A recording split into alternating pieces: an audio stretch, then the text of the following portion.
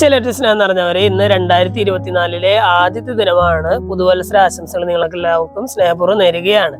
ഒരു വർഷം കൂടി ദൈവം നമുക്ക് ദാനമായിട്ട് നൽകുമ്പോൾ പുതിയൊരു വർഷത്തിലെ ദൈവപുത്രനായിട്ട് ദൈവപുത്രിയായിട്ട് ജീവിക്കാനായിട്ട് സഭ നമ്മളോട് ആവശ്യപ്പെടുകയാണ്. ഇന്നത്തെ ലേഖനഭാഗത്തില് ഈ യോഹന്നാൻസ്ലീഹ നമ്മളോട് പറയുകയാണ്, യേശുവാണ് ക്രിസ്തു എന്ന് വിശ്വസിക്കുന്ന ഏവനും ദൈവപുത്രനാണെന്ന് പറയുകയാണ്. അപ്പൊ യേശുവാണ് ദൈവം എന്ന് വിശ്വസിച്ചുകൊണ്ട് ദൈവപുത്രനായ ദൈവപുത്രിയായി ജീവിക്കാനായിട്ട് സഭ നമ്മളോട് ആവശ്യപ്പെടുകയാണ്.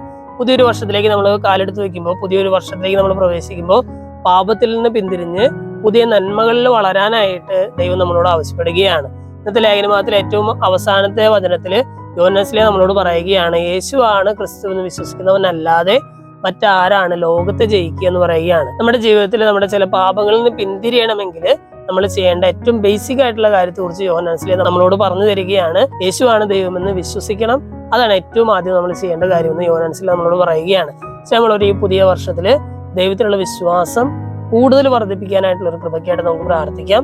അങ്ങനെ ലോകത്തെ ജയിച്ച് നന്മകളിൽ വളർന്ന് ജീവിക്കാനുള്ള ഒരു കൃപയ്ക്കായിട്ട് നമുക്ക് പ്രാർത്ഥിക്കാം. ദൈവം നമ്മെല്ലാവരെയും സമൃദ്ധമായിട്ട് അനുഗ്രഹിക്കും.